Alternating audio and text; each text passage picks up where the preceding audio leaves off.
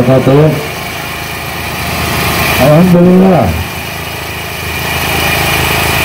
aksi kita hari ini adalah aksi melawan kebohongan penguasa, aksi melawan tipu daya penguasa. Bagaimana mungkin akal sehat manusia disuruh menerima bahwasannya penyebaran jutaan bahkan miliaran nyamuk Aedes aegypti yang terpapar Wolbachia itu dikatakan program untuk kesehatan dengan dalih untuk menekan penyebaran penyakit paparan demam berdarah denggi. Menteri Kesehatan kemarin di DPR RI mengatakan 50 tahun, puluhan tahun bahwasannya Indonesia kesulitan melawan demam berdarah denggi. Itu bohong, itu kurang ajar. Data menunjukkan case fatality rate orang yang terpapar denggi hanya 0, sekian persen. Itu artinya apa? Tidak ada angka kematian karena demam berdarah, dan kita sudah sukses. Lalu ada apa ini? Kenapa dipaksakan? Ini aksi Pak, bukan aksi politis, ini bukan aksi partai, ini bukan aksi copras capres, ini aksi untuk menyelamatkan kesehatan seluruh anak bangsa, termasuk anak-anak Bapak, cucu-cucu Bapak. Ini Kemenkes, kami ingat tahun 2022 saya pernah datangi Kemenkes dan mengatakan Kemenkes sarang mafia, dan itu terbukti. Mereka korupsi APD. Kalau APD aja dikorupsi, kira-kira penyebaran nyamuk ini apa nggak ada duitnya? Kalau ada duitnya, apa kira-kira nggak dikorupsi? Buat Bappenas, Menteri Kesehatan kita itu bangkir. Menteri Kesehatan kita pernah memberi pernyataan di G20 bahwasannya investasi kesehatan di Indonesia bagus. Kurang ajar. Kesehatan rakyat dijadikan bisnis. Tapi alhamdulillah kami dapat kabar Badan Perencanaan Pembangunan Nasional hari ini mau menerima wakil rakyat yang sebenarnya, karena di DPR ini kami juga tidak percaya. Mereka mengatakan tidak apa-apa digigit nyamuk, taruh nyamuknya di gedung DPR, taruh anak-anak anggota dewan untuk digigit nyamuk-nyamuk bangsat itu. Jadi Bappenas, mudah-mudahan Bappenas di dalam orang-orangnya masih penuh hidayah Allah SWT. Mudah-mudahan kalian berpikir bukan hanya proyek. Kalian belum tahu proyeknya begini, pendana utamanya namanya Bill Gates. Dan ini udah tahu kita ujung-ujungnya ada vaksin lagi, ada pandemi lagi, dan itu juga terjadi di Sintang karena Aedes aegypti Wolbachia itu merusak keseimbangan ekosistem, maka nyamuk jenis kolek itu naik. Nah, nyamuk jenis kolek ini itu yang menyebabkan penyakit Japanese encephalitis atau disebut radang otak. Jadi nggak usah lama-lama deh, insya Allah kita diterima, dan mudah-mudahan kita bisa dapat hasil yang baik untuk rakyat Indonesia. Assalamualaikum warahmatullahi wabarakatuh. Terima kasih kepada kawan.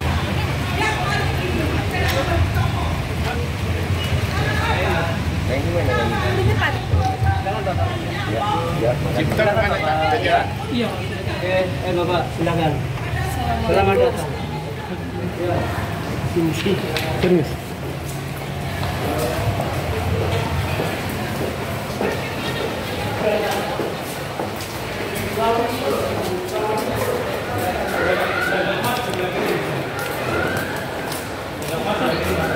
Adem ya mas? Adem.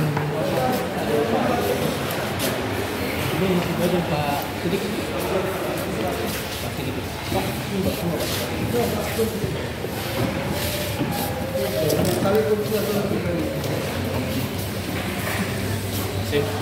Tunggu. Jangan sebelah sini. Tunggu. Ini ada Pak dulu. Oh iya, boleh. Saya.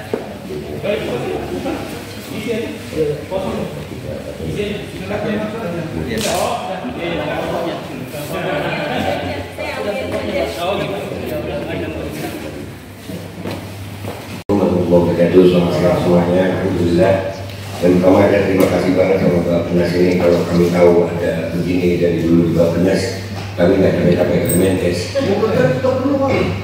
Iya, jadi ini Pak Kemal, sebenarnya ini permasalahannya sebetulnya simpel.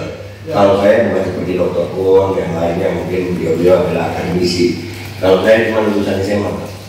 Tetapi kami melihat ini sebetulnya masalah kepercayaan. Masyarakat ini gimana mau percaya sama pemerintah? Ya, itu yang jadi masalah. Saya masih ingat sedikit cerita waktu COVID, ada pendapat berbeda dari salah seorang dokter yang itu akhirnya viral.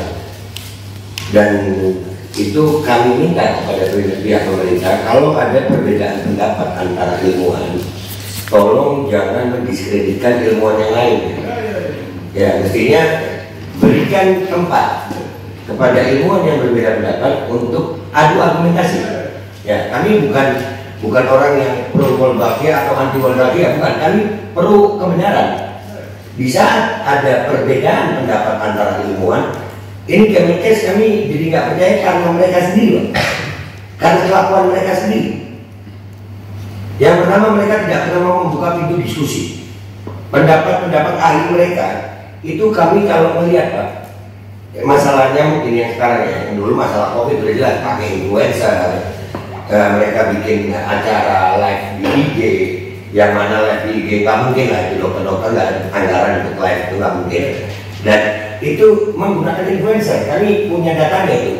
Ya orang-orang mereka juga yang nonton, orang-orang jadi kelihatan supaya kelihatan bagus gitu. Nah, ada show di situ, Pak, ada show, ada entertainment di situ. Sementara kami mencoba untuk baik-baik waktu masalah COVID. Dari mulai kami kirim surat, kami datangi kantornya, mereka menjadi sampai saya sudah terlalu nekat.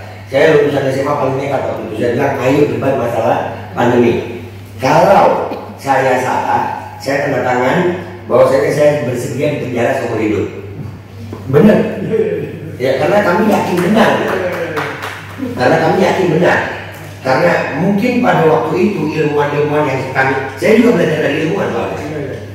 Itu mungkin belum berani bersuara waktu itu. Tapi kami yakin ini benar gitu. Nah, pihak ini ternyata berlanjut ini, Pak. Sekarang ini Wolbachia. Ya, berbicara tentang Wolbachia yang baik atau buruk, saya belum tahu sebenarnya. Cuma karena yang ngomong Kemenkes saya tidak percaya. Karena kami udah pengalaman. Ya, tingkat kepercayaan seseorang kepada informasi yang diberikan itu tergantung siapa yang berbicara sebetulnya. Kalau orang sudah sekali berbohong, itu kami akan sulit untuk menerima kebenaran yang dia sampaikan lagi. Apalagi ya setelah terbukti mereka berbohong, kan sudah ada itu saya bilang 2022 itu viral lagi kemarin, Kemenkes sarang mafia, saya sempat ucapkan itu. Iya Pak, benar saya ucapkan, dan itu sebetulnya ada delik.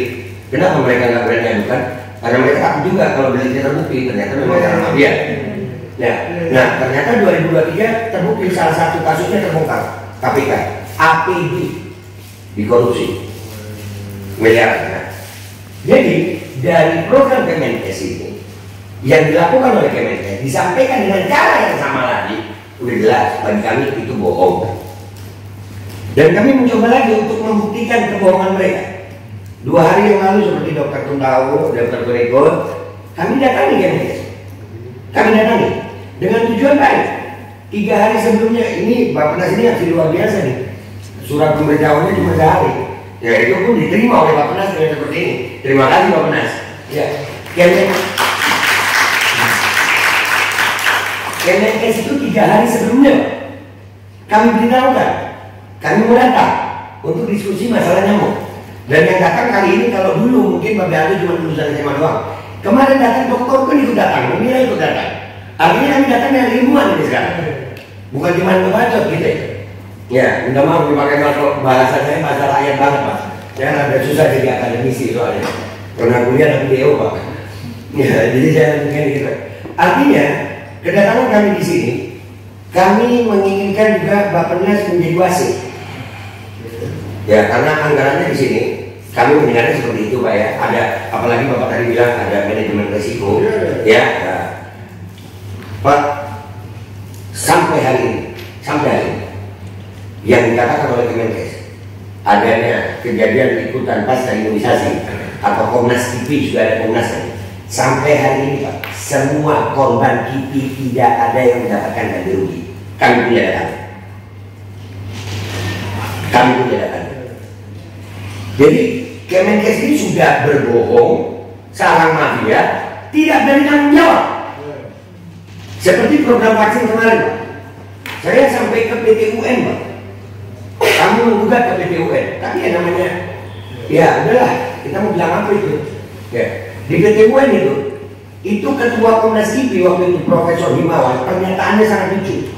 Kami membawa korban, orang yang diduga korban KIPI, beliau itu sehat.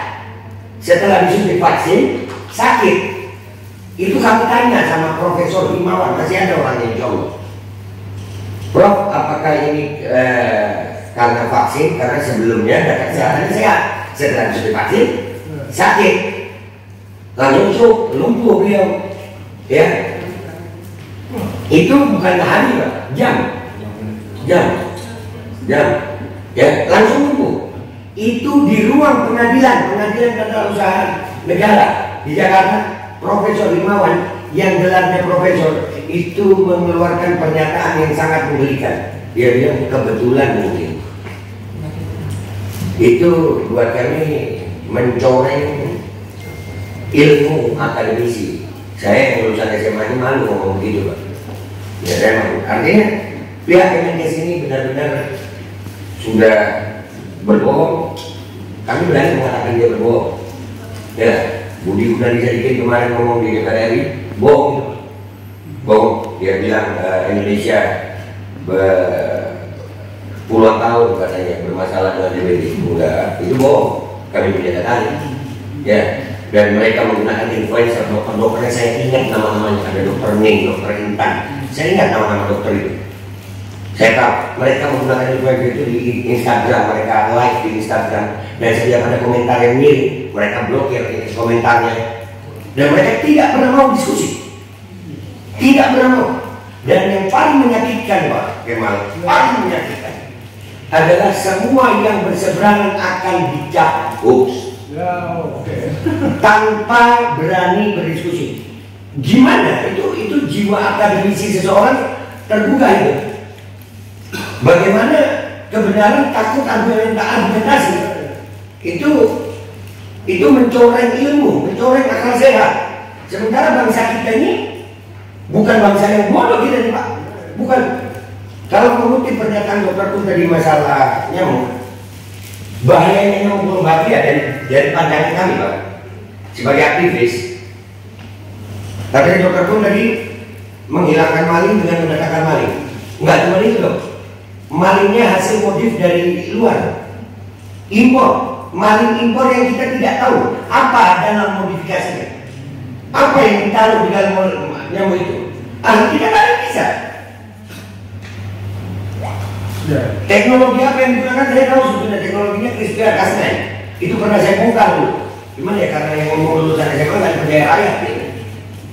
Nah ini kalau Wolbachia ini sukses, ini yang saya takutkan.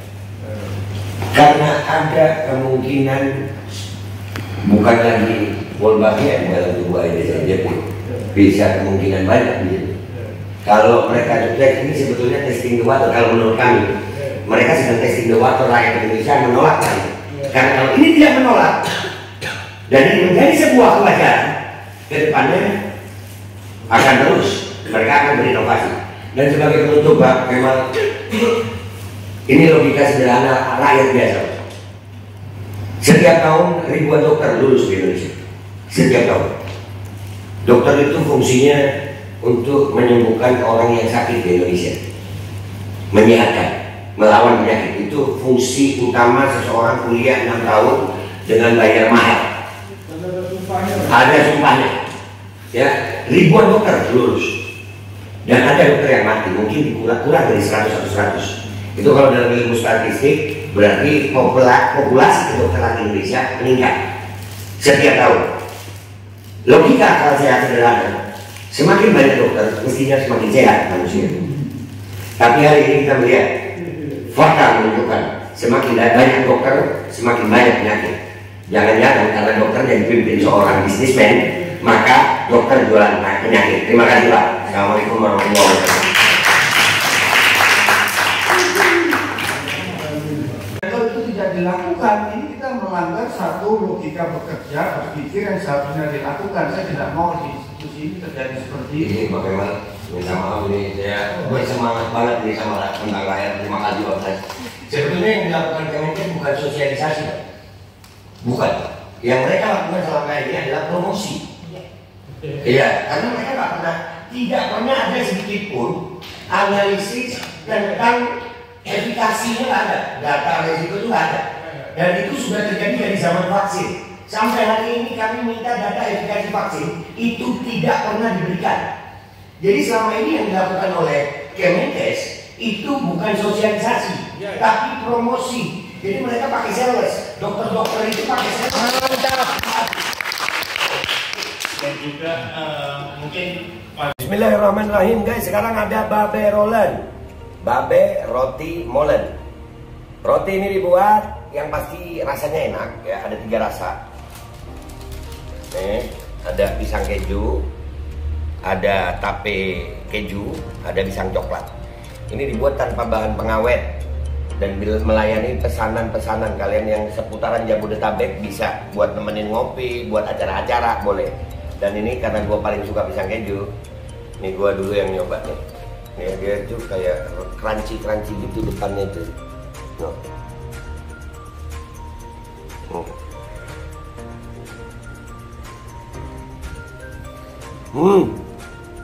Lu tahu kerannya di depan nih, terus di dalamnya empuk. Ya Allah. Udah nggak usah lama-lama, lu kalau kepingin langsung pesen aja, itu ada nomor WA-nya, nanti gua kalau cantumin, ada juga IG-nya, langsung pesen, murah. Cuman nanti dia tanya itu 35.000 kalau nggak salah, ya.